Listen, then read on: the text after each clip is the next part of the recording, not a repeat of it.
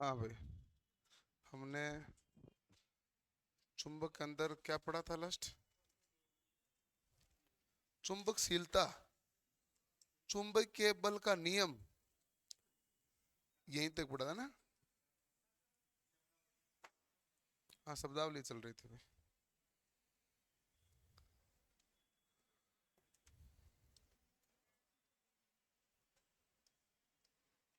ठीक है।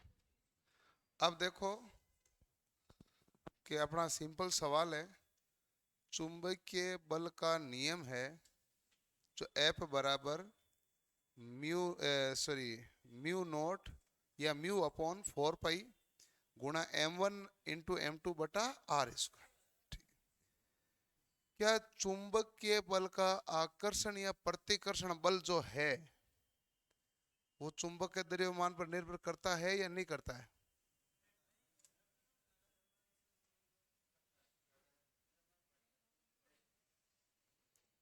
सवाल। चुंबक में आकर्षण या प्रतिकर्षण बल सूत्र देख लो।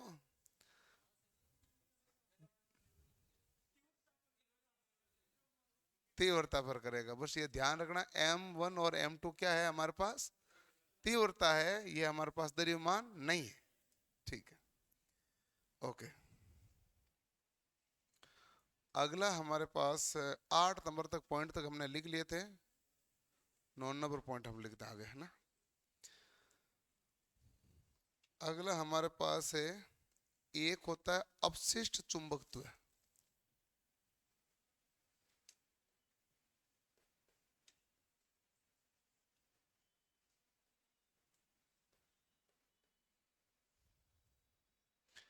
अपशिष्ट चुंबकत्व को क्या कहते हैं? Residual magnetism.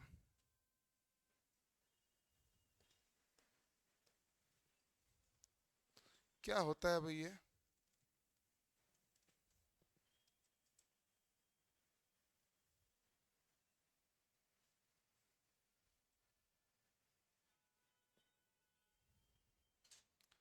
बताओ भाई।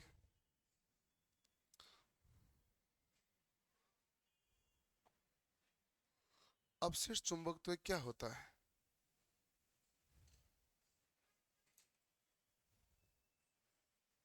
किसी पदार्थ को चुंबकीय क्षेत्र में रखते हैं तो धीरे धीरे वो चुंबकीय गुण धारण करता है।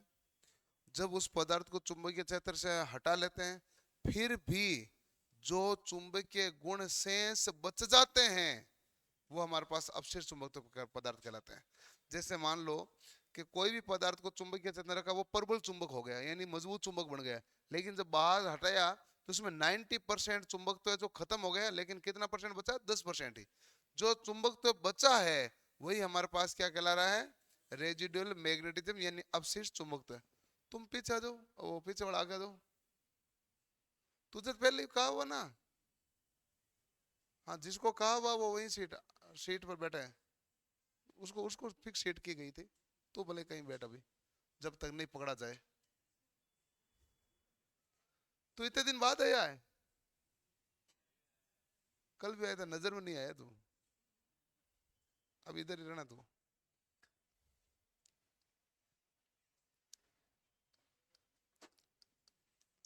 किसी पदार्थ को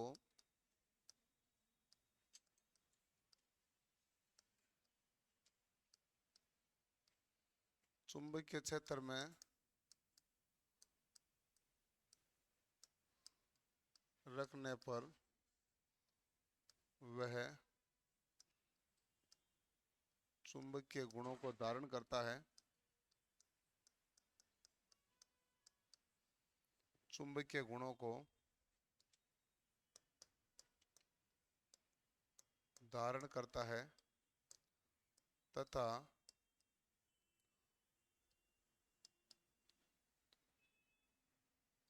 उस पदार्थ को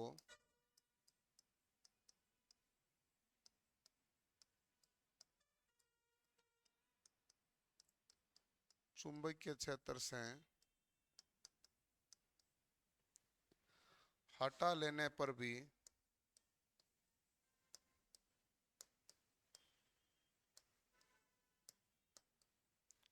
जो चुंबकत्व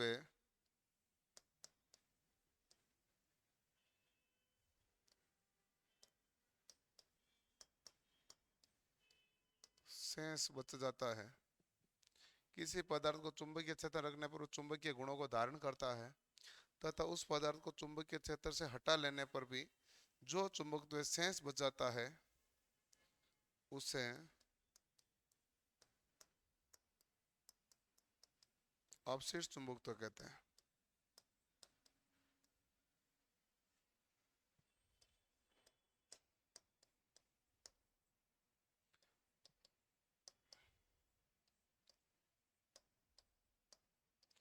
इस तय चुंबक में अवशिष्ट चुंबकत्व कम होगा या ज्यादा होगा भाई? है? अरे अधिक होगा ना। चुंबकीय गुण लगातार ज्यादा समय तक बना हुआ रहेगा तभी तो स्थायी कहलाएगा। जब चुंबकीय गुण हट जाएगा तुरंत ही तो पता स्थायी हो गया। स्थायी चुंबक में अवशिष्ट चुंबक तो क्या रहेगा? अधिक। यानी चुंबकीय क्षेत्र से हटा लिया फिर भी चुंबकीय गुण लगातार बने हुए पड़े हैं तो वो हमारे पास कौन सा चुंबक कहलाएगा? स्थायी चुंबक, परमानेंट मैग्नेट।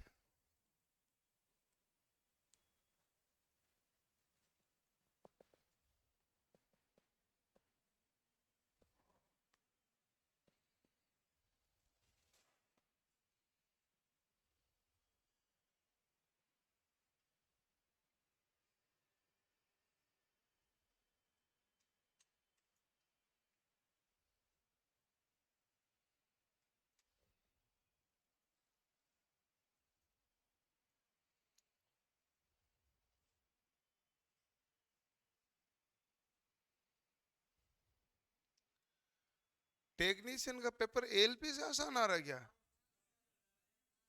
तभी सारे 90-90 करके आ रहे हैं। मुझे जो मिले मैंने कहा कि वो तो आंसर के आने पे पता चलेगा। वो कह रहे हैं, सब कह रहे हैं सर 90 तो आ ही रहे हैं। क्या वो मुझे कॉल करते हैं कि सर वेल्डर ट्रेड 75 आ रहे हैं, क्या लग रहा हो जाएगा क्या? मैंने कहा संभावना, अभी भी संभावना नहीं है।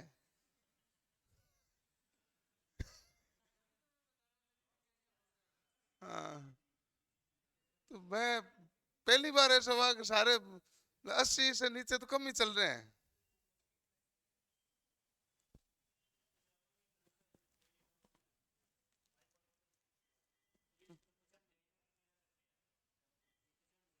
ये तो होशियार लड़का है,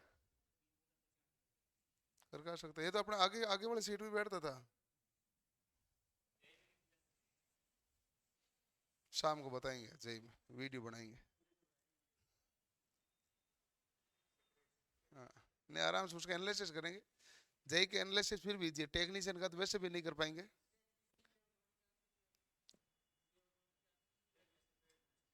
आंसर क्या आ गई ना। आज, आज से ही थे, 26 तारीख है ना आज।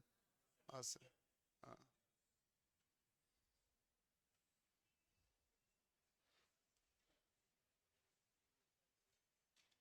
क्या हुआ?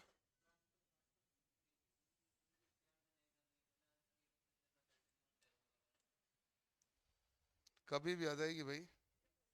आप तो क्या है,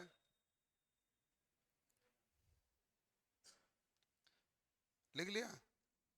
ठीक है। अवशिष्ट चुंबकत्व के बाद में हमारे पास होता है एक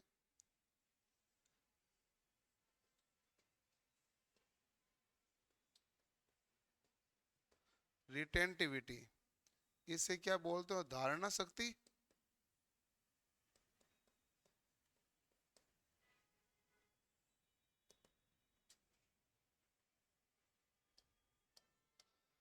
ये कहलाती है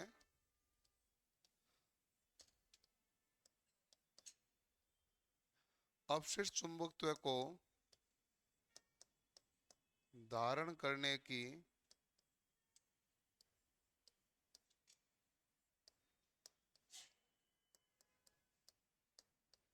कुल शक्ति। अवशिष्ट चुंबकत्व को धारण करने की कुल शक्ति हमारे पास क्या कहलाती है? धारणा शक्ति। तो अवशिष्ट चुंबकत्व को धारण करने की कुल शक्ति हमारे पास क्या कहलाती है? धारणा शक्ति। ठीक है, कि हमारे पास जितना ज्यादा अवशिष्ट चुंबकत्व उसमें संचित रहेगा उतनी धारणा शक्ति मतलब धारणा शक्ति क्या होगी, ज्यादा होगी।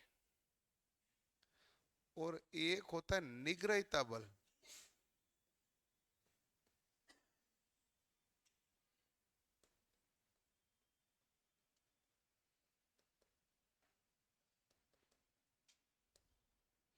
कोरिसिविटी।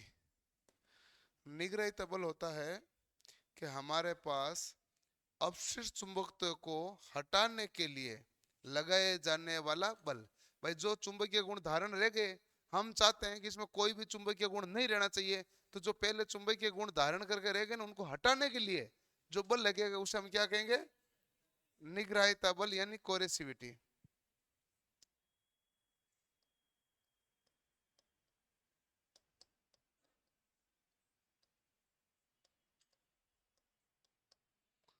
अपशिष्ट चुंबकत्व को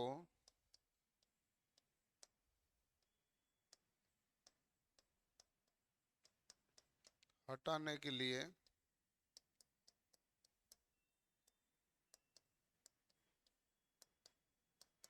लगाए जाने वाला बल। अपशिष्ट चुंबकत्व को हटाने के लिए लगाए जाने वाला बल क्या कहलाता भाई, तो निग्रहिता। अब देखो इस तय चुंबक में निग्रहिता बल क्या होगा, अधिक। इस तय चुंबक में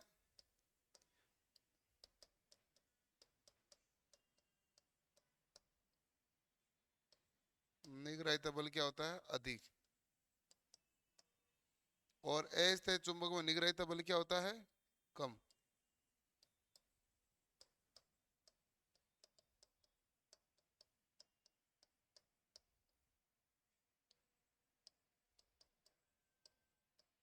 और ये है ना, ये मेन गुण है स्थायी चुंबक का। अवशिष्ट चुंबक तो सेकंड नंबर पर उतर आएगा। पूछे बताओ कि इसमें स्थायी चुंबक का गुण कौन सा है, और लिख दिया निग्रहिता बल अधिक, और एक लिख दिया अवशिष्ट चुंबक तो भी अधिक। इनमें से दो में से एक सिलेक्ट करना है, तो कौन सा सिलेक्ट होगा भाई, निग्रहिता बल। निग्रहिता बल अधिक लगाना पड़े, इसका मतलब इसमें परमानेंट रूप से मैग्नेट जमा हुआ है। अब इसको हटाने के लिए आपको बल भी ज्यादा लगाना पड़ रहा है। जितना ज्यादा बल लगाना पड़ रहा है उसको हटाने के लिए, इसका मतलब उतना ही ज्यादा क्या है, वो स्थायी। ये कारण।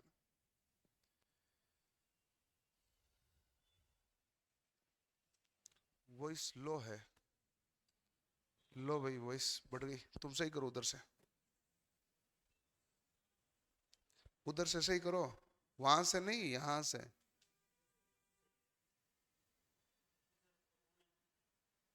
ऑनलाइन वाले अपने बच्चे नहीं है क्या,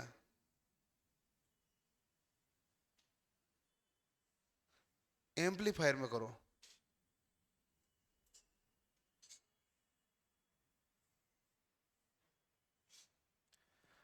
तो ये जो निग्रहिता बल है, अब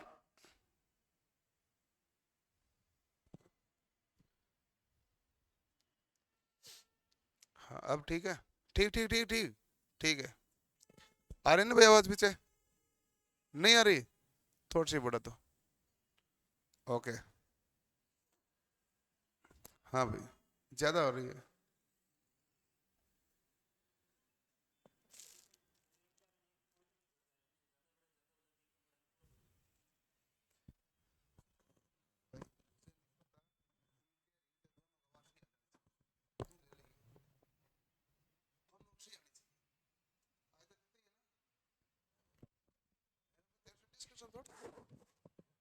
ऑनलाइन वालों की भी तो आवाज सही जानी चाहिए ना। वो कह रहे आवाज कम आ रही तो जिम्मेदारी नहीं होती, आप तो कमेंट देखते नहीं हो।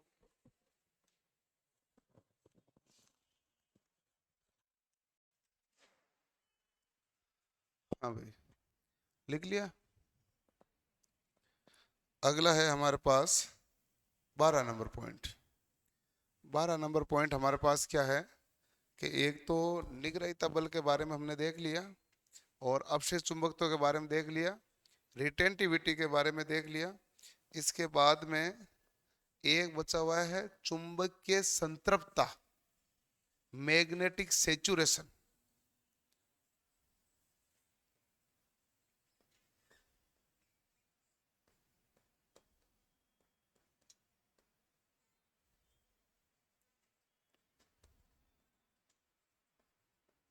Magnetic saturation.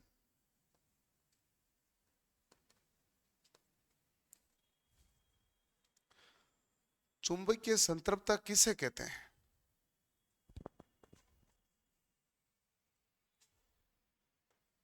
बताइए भाई।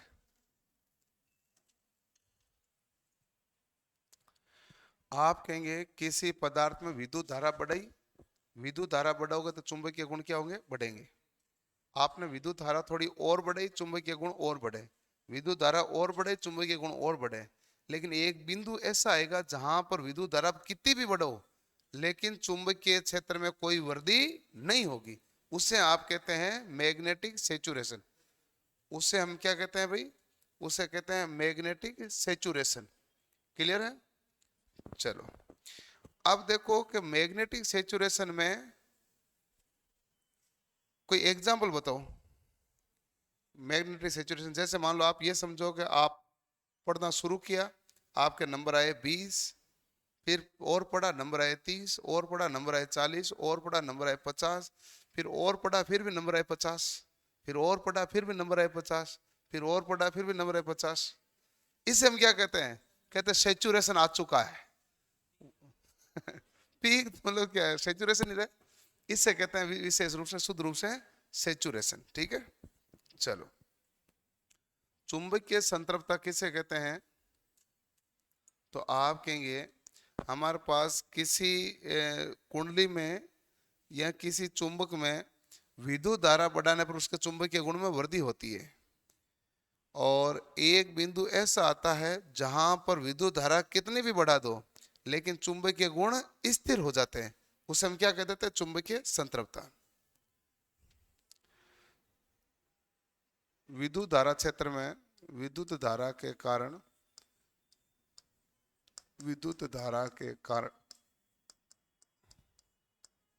पदार्थ के चुंबकीय क्षेत्र में, इसमें फोन क्या करना है?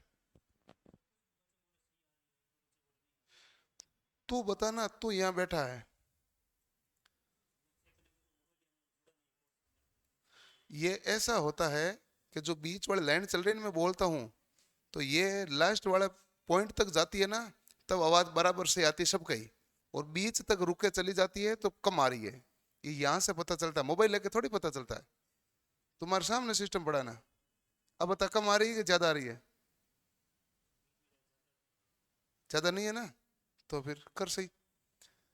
विद्युत धारा के कारण पदार्थ के चुंबकीय क्षेत्र में वृद्धि होती है।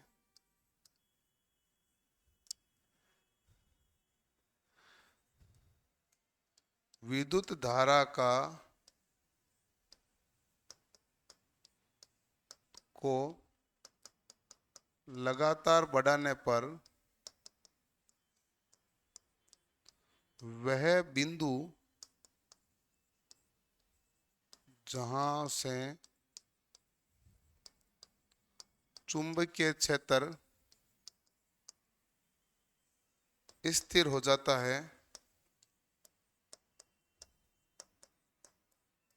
जाता है, उसे चुंबकीय संतृप्तता कहते हैं। उसे चुंबकीय संतृप्तता कहते हैं। उसे हम क्या कहते हैं भाई? चुंबकीय संतृप्तता कहते हैं। विद्युत धारा के कारण पदार्थ के चुंबकीय क्षेत्र में वृद्धि होती है, और विद्युत धारा के लगातार बढ़ाने पर वह बिंदु जहां से चुंबकीय क्षेत्र स्थिर हो जाता है वो हमारे पास मैग्नेटिक सेचुरेशन कहलाता है। ठीक है,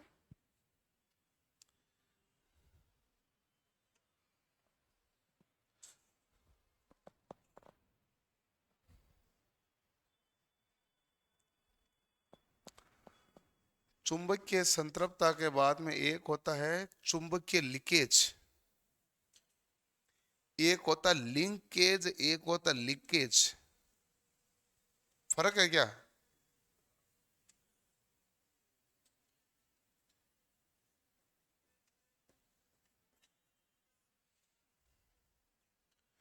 चुंबकीय लीकेज फ्लक्स,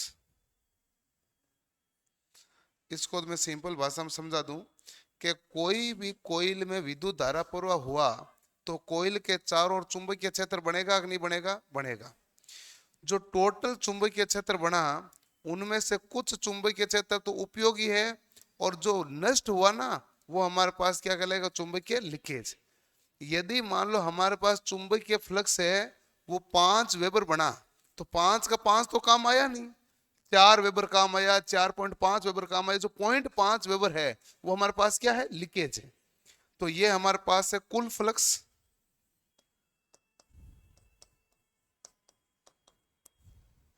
ये हमारे पास क्या है? उपयोगी।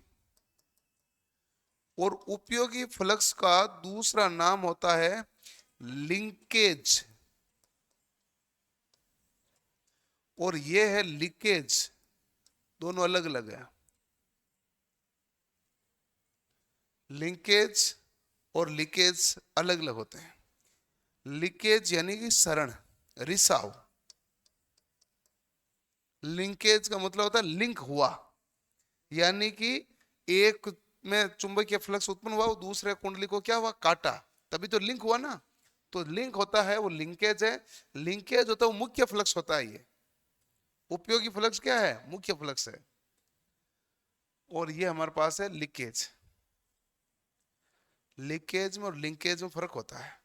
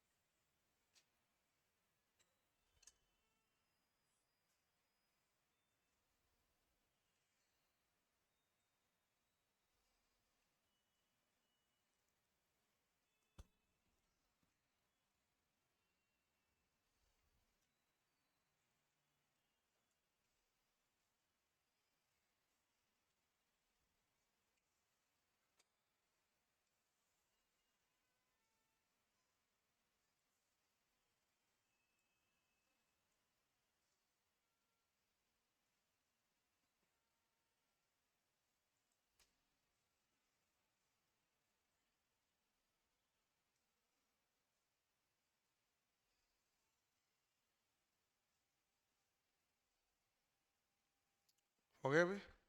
ठीक है।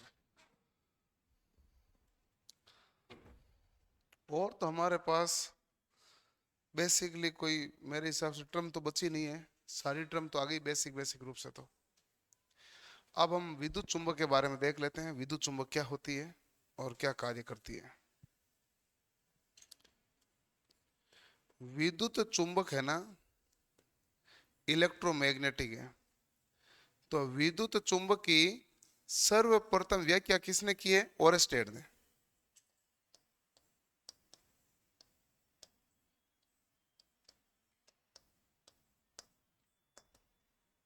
सर्वप्रथम व्याख्या ओरेस्टेड द्वारा। ओरेस्टेड ने कोई ज्यादा व्याख्या नहीं की थी। उन्होंने ये कहा था कि हमारे पास कोई चालक है और उस चालक में विद्युत धारा प्रवाहित कराई जाए तो इसके चारों ओर चुंबकीय बल रेखा उत्पन्न होगी। और ये प्रयोग उन्होंने ऐसे किया कि एक चालक है, चालक के पास में एक स्वतंत्र रूप से छड़ रख दी, स्वतंत्र पतली हल्की सी, ठीक है। जैसे ही उसने स्विच ऑन किया धारा प्रवाहित हुई, और धारा प्रवाहित होने पर ये है ना, ये इधर उधर डिफ्लेक्ट करने लगी। जैसे उसने स्विच बंद किया ये क्या हो गई? बंद हो गई। ये आपस में टच कर रही है क्या? नहीं। फिर स्विच ऑन किया ये हिलने लगी, वापस स्विच ऑफ किया ये नहीं हिल रही। उसने कहा कि देखो, जब किसी धारावाही चालक में विद्युत धारा प्रवाहित की जाए तो चारों ओर चुंबकीय बल रेखा बन रही है। पूछा क्यों बन रही है? उसने कहा मुझे नहीं मालूम, इतना ही मालूम है। ओरेस्टेड ने इतना ही बताया था, उसके आगे कुछ नहीं बताया था। तो ओरेस्टेड का तो केवल ये है कि विद्युत चुंबक की व्याख्या किसने की? ओरेस्टेड ने। ओरेस्टेड ने प्रयोग इतना ही थे कि क्यों हुआ, कैसे हुआ, कौन सी दिशा है, क्लॉकवाइज है एंटी क्लॉकवाइज, उसने कहा नहीं मालूम। लेकिन ऐसा है कि धारा प्रवाह होगी तो ये सुई हिलेगी, धारा प्रवाह नहीं होगी तो सुई नहीं हिलेगी। इसका मतलब है धारा पूरा होने पर चारों ओर कोई ना कोई बल लगा रहा है। इसे क्या कह दिया? चुंबकीय बल रेखा। इसे क्या कह दिया? चुंबकीय बल रेखा। ये किसका प्रयोग है? ओरेस्टेड का।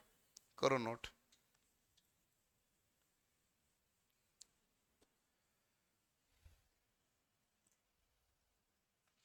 हमने कोर्स लेट लिया था सर, जो टॉपिक आपने करवा दिया वो टॉपिक हम कहाँ से पढ़ेंगे? वहीं से जहां हमने कराया है वो वहीं पढ़े ना भाई। वो वहीं पढ़े, जगह चेंज थोड़ी हो गई, ऐसे क्या होगा?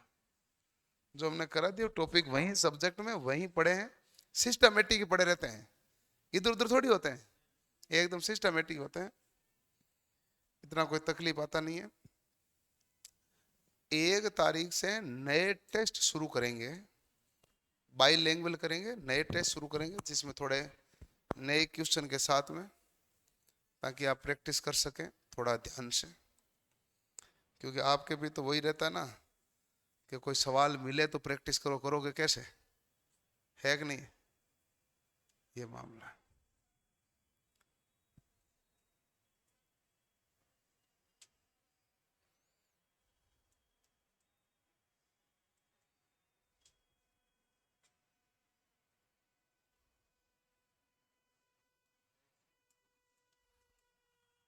क्या हुआ? टेस्ट सीरीज पेड लेनी तो एक्स्ट्रा लेनी, पेड लेनी, नए टेस्ट दूंगा तो वैसे मैं फ्री कराता हूँ बहुत सारे टेस्ट। तुम डेली टेस्ट देते हो उतना तो फ्री कराता हूँ एक तो एक तो टेस्ट में डेली फ्री कराता हूँ नहीं कराता हूँ? आप नहीं एडमिशन लिए तो भी तो कराता ही था। ए पर होता ही है। एक टेस्ट तो होता है फुल फ्लैश होता है, ऐसा नहीं है कि कुछ कुछ टॉपिक होता है, एक तो फुल फ्लैश फ्री होता है। जिसको ज्यादा टेस्ट देने होते हैं वो टेस्ट सीरीज लें। लेकिन क्या होता है कि टेस्ट सीरीज जितने बच्चे लेते हैं उनमें से 10% टेस्ट देते हैं, बाकी केवल खरीदते हैं। और जो 10% टेस्ट देते हैं तो उनमें से वैसे भी हमारी कोई खास कमाई नहीं, हमारे तो केवल खरीदते हैं उससे कमाई होती है। भाई जो 10% टेस्ट देते हैं तो 100 रुपए के टेस्ट दिए हमने, 101 टेस्ट हमने दिए हैं 100 रुपए में, तो उसमें कुछ कमाई उमाई नहीं निकलती, वो तो ठीक है, रिजल्ट होता है वो। बाकी जो टेस्ट नहीं देते हैं ना वो हमारे डाटा और AWS के सर्वर की कॉस्ट है सब बचा देते हैं कि सर आपको परेशान नहीं करेंगे। जो बच्चा वीडियो खरीदते हैं, वीडियो लगातार पढ़ते हैं, इन सब के पीछे एक सर्वर की कॉस्ट लगती है हमेशा। क्योंकि एक AWS का सर्वर लेना पड़ता है, और जितने ज़्यादा आप वीडियो देखते हैं उतना ही सर्वर की कॉस्ट क्या होती है? ज़्यादा। क्योंकि जितनी आप जीबी में होता है ना, वहाँ जीबी के हिसाब से टीबी के हिसाब से कॉस्ट लगती है। ठीक है। तो एक्चुअल में क्या है कि कोई बच्चे ने 500 1000 रुपये में जो कोर्स लिया है तो लगभग लगभग होता है कि उसमें ज़्यादातर पोर्शन है, लगातार पढ़ता है बच्चा, बहुत सिंसियर है, बहुत अच्छा पढ़ता है, तो लगभग लगभग कॉस्ट कवर हो जाती है। वो अपना बेटा कर लेता है, बोले हमसे कुछ पैसा लेता नहीं लेकिन अपना पूरा बराबरी करता है। हमारे फायदा होता है कि वो जो केवल खरीदने आता है। ये रियल बात है। ऑफलाइन कोचिंग में भी यही होता है। ऑफलाइन कोचिंग में जैसे आप सामने बैठे हो, आपसे 10,000 रुपए लिए, 12,000 रुपए लिए, आप यहाँ बैठे हैं गोपालपुरा बाईपास पर, आप जानते हो आप कमरा लेते हो कितना महंगा आता है, तो हॉल मेन रोड पे महंगा ही आता है। ठीक है ना, तो बहुत सारे खर्चे लगते हैं। तो उसमें क्या होता है, लगभग लगभग ठीक ठाक हो जाता है मामला। लेकिन मामला क्या होता है कि हॉल है 200 का, एडमिशन उसमें हुए 400, आए आते 200 ही है। ऐसे ही होता है भाई। आप तो पढ़े हो ना CBT 1 में, तो आप जानते हो कि शुरुआत के 15 दिन आते हैं जो आते हैं, बाकी तो कहते धीरे धीरे धीरे धीरे धीरे धीरे पता नहीं किधर चले जाते हैं। और ये इसमें नहीं, सभी में जाते हैं, सभी कोचिंगों में ये हाल सभी जगह होता है। चाहे RS की एडमिशन लिया किसी बच्चे ने, लाख रुपए दिया, तो उस पहले महीने में 700 एडमिशन है, तो अगले महीने में वहां 600 मिलेंगे आदमी, 700 आदमी वापस दिखेंगे नहीं कभी। ऐसा ही होता है, लास्ट में जाते जाते बहुत कम बचते हैं। ऐसा होता है?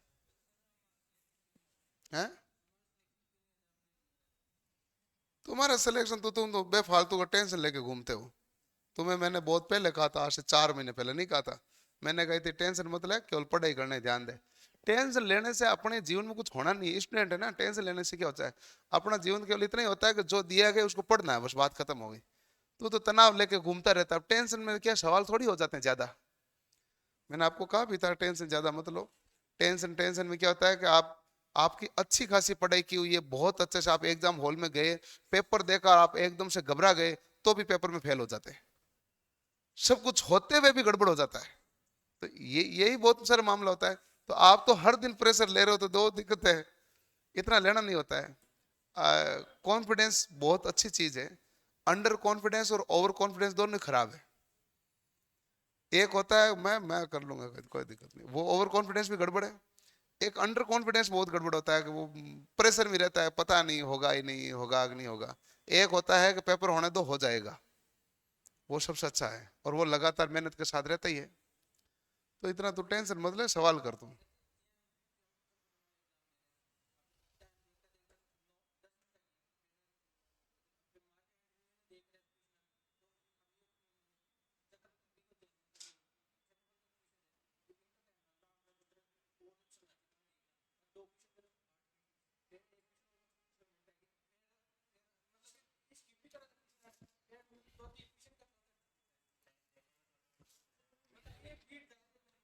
ये प्रेशर का ही मामला है। मैंने कहा तू इतना टेंशन मत ले, तू टेंशन ज्यादा लेता है, इतना क्यों लेता टेंशन।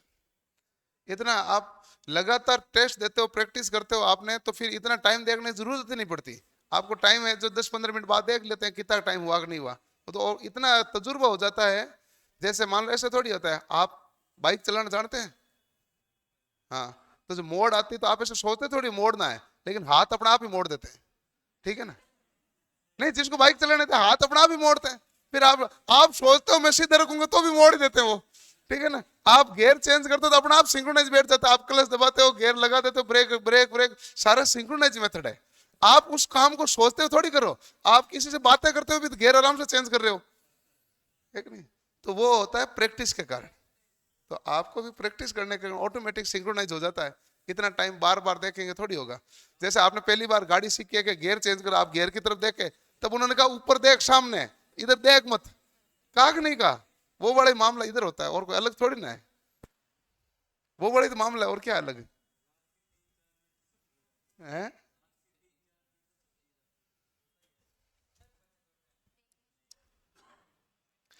देखो भाई, पिछली बार गया तो कोई फिर भी बात है नहीं। अब की बार क्या है कि आपके सवाल जो है 100, मिनट है 90, और ज्यादातर पोर्शन है कैलकुलेटिव।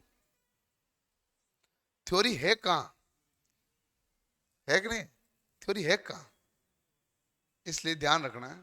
अब की बार आपको पेन की स्पीड क्या होनी चाहिए, और ज्यादा होनी चाहिए। थ्योरी आएगी बाद में जाके, थ्योरी वाले इसमें थ्योरी आएगी, इसमें कोई गड़बड़ नहीं होती।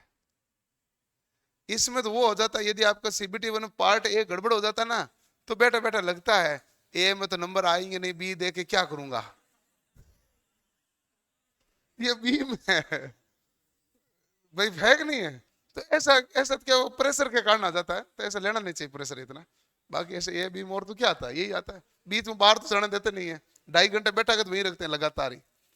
2.5 घंटे एक ही सीट पर एक ही जगह बैठे हो, पहले 90 मिनट वो पेपर खुला रहेगा, फिर 90 मिनट होते ही वो पेपर बंद हो जाएगा, तुरंत दूसरा पेपर खुल जाएगा, है। गैप केवल वहीं पर सीट पे बैठना होता है, बाहर नहीं जाना होता है। हाँ, ऐसा नहीं है कि गैप गैप मिला तो आप कहीं गए बाहर गए, कहीं नहीं जा सकते। बा, बार बार नहीं जाना होता है। नहीं, वो देखो आपका ही टाइम होता है।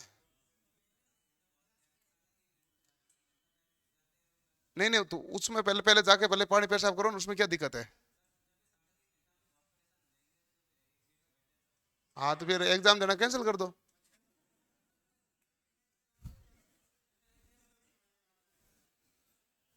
आप 3.5 घंटा एग्जाम देने में कैसे परेशान हो जाएंगे। आप जानते हो राजस्थान का हर एग्जाम लगभग 3 घंटा टाइम होता है। ज्यादातर एग्जाम का खुद का टाइम 3 घंटा है। तो तेरे 2.5 घंटे परेशान हो रहा है यार, ऊपर से मेरे से हाँ और करवा रहा है। ऐसे थोड़ी होता है। किसी को नहीं पता चलता है, आपके पास टाइम की कमी रहती है उधर।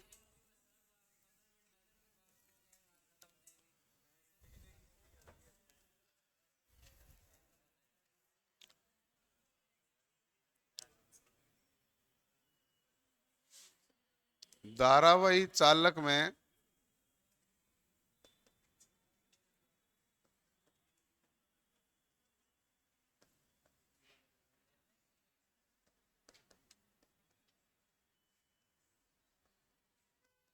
चुंबकीय क्षेत्र की दिशा ज्ञात करना।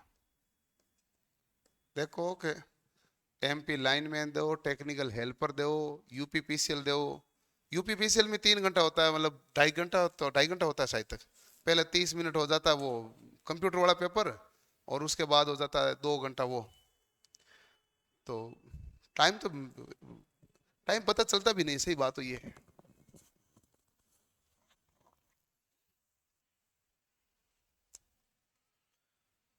टेस्ट देता हुआ कोई परेशान नहीं होता है। धारावी चालक में चुंबकीय क्षेत्र की दिशा ज्ञात करना। ओके, सबसे पहला है हमारे पास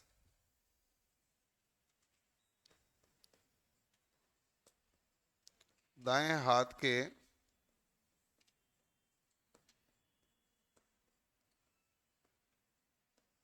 अंगूठे का नियम। दाएं हाथ के अंगूठे का नियम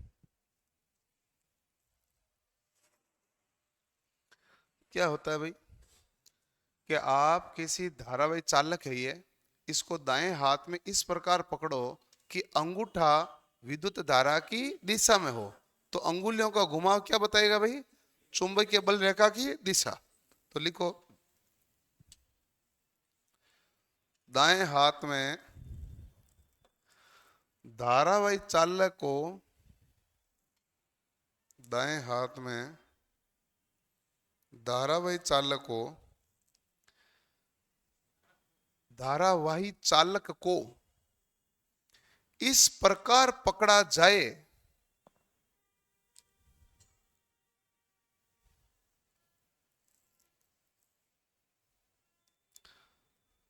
कि अंगूठा विद्युत धारा की दिशा में हो।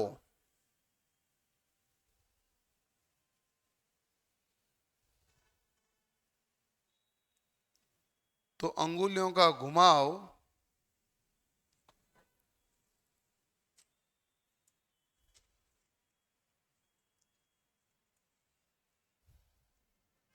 चुंबकीय बल रेखा की दिशा को दर्शाता है।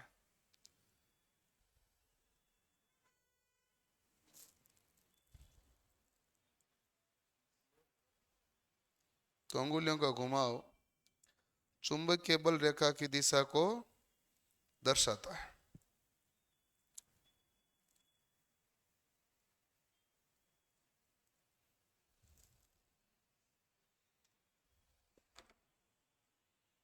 क्या दर्शाएगा भाई? चुंबकीय बल रेखा की दिशा को दर्शाएगा। ठीक है, ओके।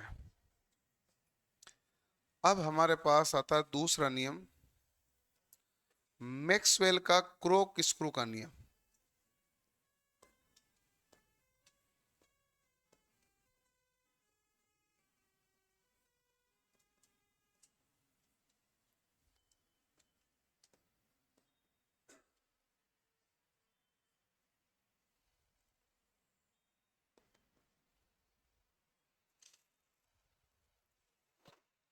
मैक्सवेल का क्रोक स्क्रू का नियम। ठीक बात। अब बताइए भाई, मैक्सवेल का क्रोक स्क्रू का नियम क्या होता है? इन्होंने कहा देखो, क्रोक का स्क्रू, क्रोक मतलब बोतल का ढक्कन होता है, क्रोक है, और स्क्रू अपन स्क्रू कसते हैं। तो किसी स्क्रू को कसते समय पेच के आगे बढ़ने की दिशा विद्युत धारा की दिशा में हो, तो स्क्रू का घुमाव चुंबकीय बल रेखा की दिशा को दर्शाएगा। लिखो, पेचकस से स्क्रू को कसते समय, पेचकस से स्क्रू ड्राइवर, पेचकस क्या होता है? स्क्रू ड्राइवर ही तो होता है। पेचकस से स्क्रू को कसते समय स्क्रू के आगे बढ़ने की दिशा, स्क्रू के आगे बढ़ने की दिशा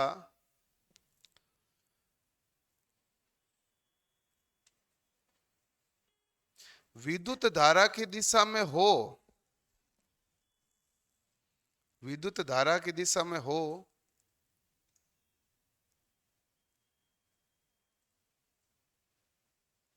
दिशा में हो तो पेचकस से स्क्रू को कसते समय स्क्रू के आगे बढ़ने की दिशा विद्युत धारा की दिशा में हो तो स्क्रू का घुमाव, तो स्क्रू का घुमाव चुंबकीय बल रेखा की दिशा को प्रदर्शित करता है। सेम ये है, पानी का बोतल है, इसका यदि मैं ढक्कन खोल रहा हूं तो ढक्कन खोल रहा हूं नहीं, तो ये ढक्कन खोल रहा हूं तो कहां बढ़ रहा है, ऊपर की तरफ जा रहा है कि नहीं जा रहा है। जैसे ढक्कन खोल रहा हूं कहां जा रहा है, ऊपर की तरफ। तो इसका जो घुमाव है वो क्या बता रहा है, चुंबकीय बल रेखा। अब मैं इसको कस रहा हूं, कसूंगा तो देखो ये ढक्कन कहां जाएगा, नीचे की तरफ।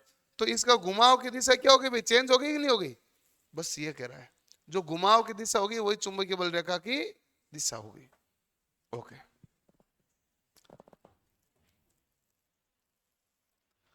अगला होता है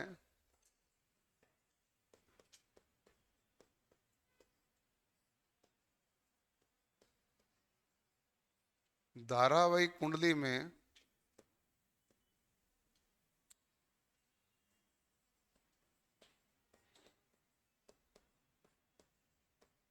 ध्रुव ज्ञात करना।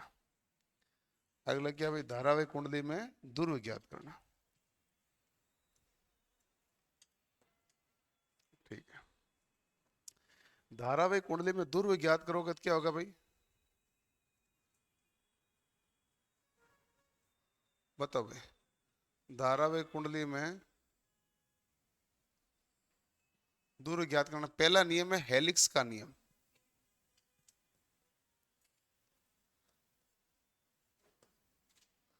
हेलिक्स का नियम ये कहता है कि कोई आपने धारावाही कुंडली ली,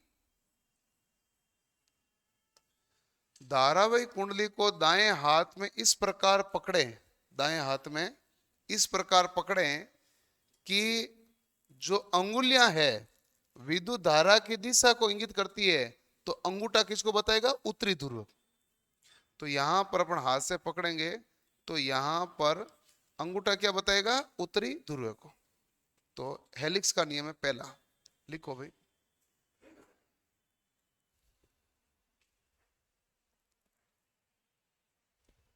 हाँ, धारा, धारा की दिशा क्या पहले से ज्ञात होगी, बिल्कुल पहले से कुछ ना कुछ तो पता होना चाहिए। एक चीज पता होगी तभी तो दूसरा ढूंढ सकते हो। यदि दोनों चीज पता नहीं है तो पहले आप कैसे ढूंढ नहीं पाओगे ना।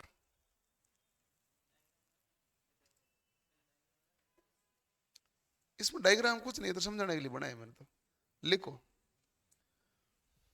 धारावाही कुंडली को, धारावाही कुंडली को दाएं हाथ में इस प्रकार पकड़े,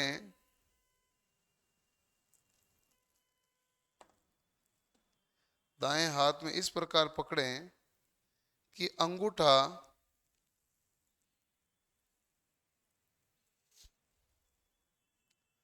इस प्रकार पकड़े कि अंगूठा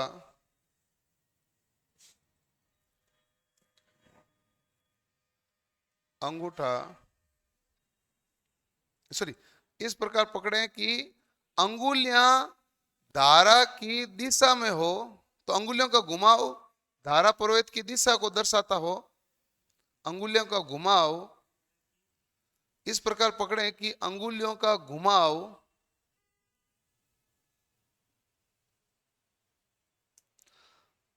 धारा प्रवाह की दिशा को दर्शाता हो, धारा प्रवाह की दिशा को दर्शाता हो, तो अंगूठा उत्तरी ध्रुव को इंगित करेगा, तो अंगूठा उत्तरी ध्रुव को इंगित करेगा।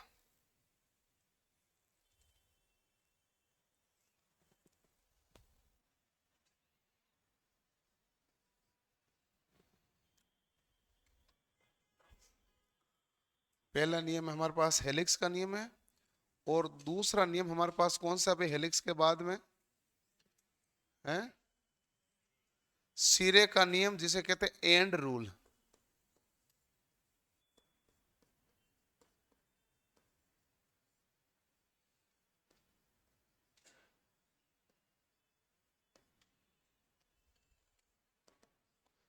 सिरे का नियम यानी एंड रूल। ये कहते हैं कि आपने कुंडली के अंतिम सिरे पर मान लो ऐसा देखा, या अंतिम सिरे पर आपको ये पता चले कि जो धारा की दिशा है हमारे पास, ये कौन सी दिशा भाई? Anti clockwise. धारा की दिशा कौन सी में भाई? Anti clockwise.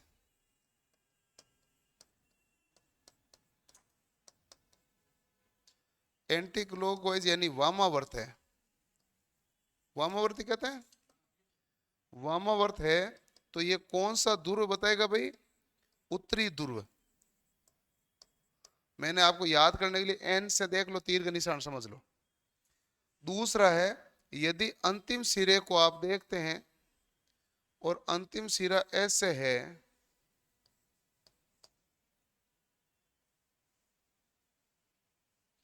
तो ये हमारे पास कौन सा हो गया भाई? क्लॉकवाइज। क्लॉकवाइज यानी कि दक्षिणावर्त। और ये हमारे पास किसको बताएगा भाई? दक्षिण ध्रुव को। ठीक है, तो ये हमारे पास है उत्तरी ध्रुव और दक्षिणी ध्रुव, क्लॉकवाइज और एंटी क्लॉकवाइज।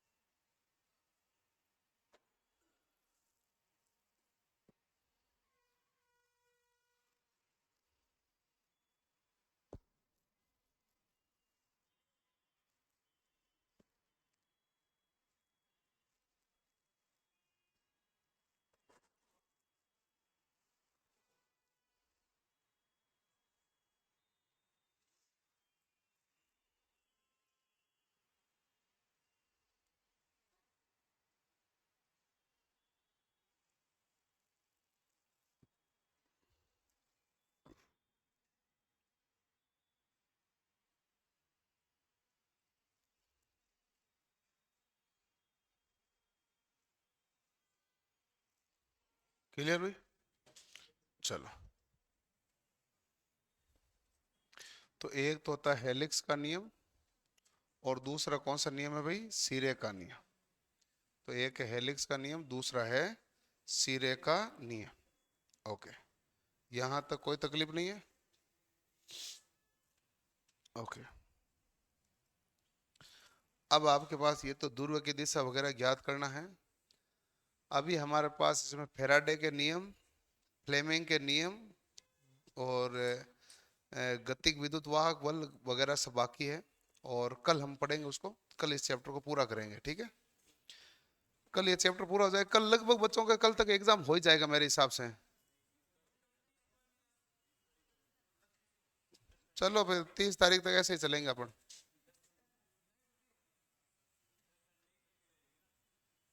संडे को छुट्टी अब अपने मन पर है रे, कोई किसी पर नहीं है,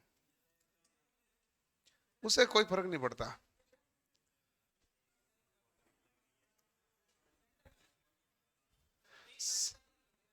जब कभी छुट्टी होती है तो मैं वैसे भी 1-2 दिन पहले बता देता हूँ, ऐसे कोई अचानक थोड़ी करता हूँ। सामान्यतः मैं 1-2 दिन पहले बता देता हूँ भाई, अब मैं इस एक दिन छुट्टी आएगी संडे को, संडे मंडे को छुट्टी आएगी, नहीं होगी तो फिर मैं नहीं बताता। तो मैं नहीं बता रहा हूँ तब तक छुट्टी नहीं है, अचानक से आने का चांस है, छुट्टी कम ही है। क्यों भाई? नहीं तो मैंने आपको पहले नहीं छुट्टी आई तब 2 दिन पहले बता दिया था भाई कब छुट्टी होगी, ताकि देख लेना आप।